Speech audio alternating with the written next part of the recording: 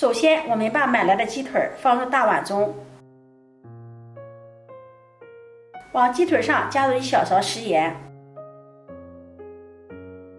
我们先来把鸡腿搓洗一下，鸡皮的口感很好，非常的滑嫩，但是它的脂肪以及皮脂较多，因为鸡皮长在最外层，和鸡毛联系在一起的，会有一些汗皮，就像人出汗留下的污垢那样，会非常的脏，很多的细菌都会附着生长在鸡皮下，如果处理不干净，很容易对身体造成伤害。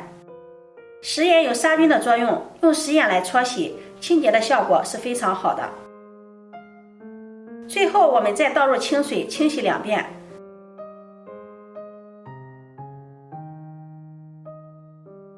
像这样就可以了，这样鸡腿就非常的干净了。清洗好的鸡腿放在案板上，我们先用刀在鸡腿关节上划开一些，记得把筋膜都划断，然后找到鸡腿骨头上肉比较薄的那一面，用刀把鸡腿肉划开，这样就可以看到鸡骨头了。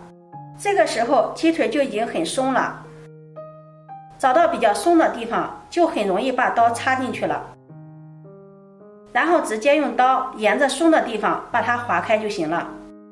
鸡腿肉这个时候就可以剥开了。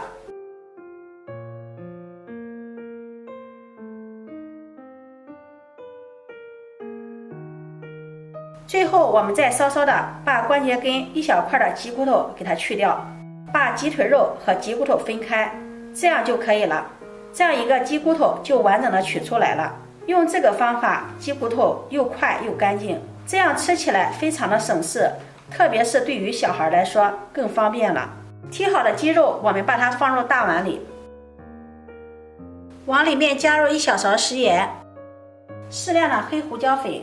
胡椒粉我们可以多加一点，胡椒粉既能去腥增香，又能增加风味。再加入适量的生抽、蚝油，把它抓拌均匀，使鸡肉充分的入味。抓匀后放在一旁，先腌制半个小时。趁腌制的时间，我们来准备一个洋葱，给它对半切开，再给它在中间切开，然后切成小块，然后给它抖散。洋葱不仅营养丰富，口感好，而且还有一定的去腥效果，用它来搭配鸡腿肉，口感是很不错的。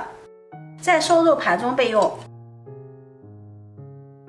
20分钟后，我们起锅，把锅烧热，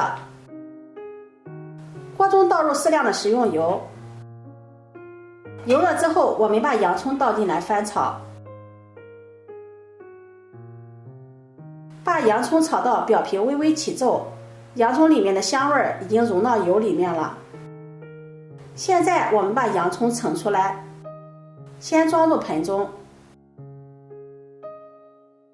接下来继续用中火，我们把腌好的鸡肉放进来，这里一定要注意，最开始鸡皮一定要朝下煎，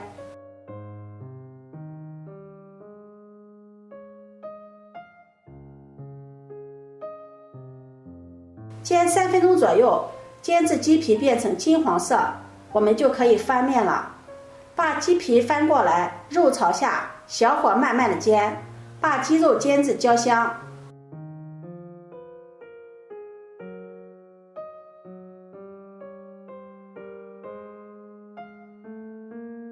接下来我们就可以开始调味了，加入1勺白糖提鲜，少许的胡椒粉，再加入1勺老抽上色，最后倒入1罐啤酒。啤酒天然的麦芽香味和肉充分的融合，使肉质更加的滑嫩鲜美，还可以去除腥味，减少油腻感，这样一来口感就更棒了。盖上盖子，大火煮开。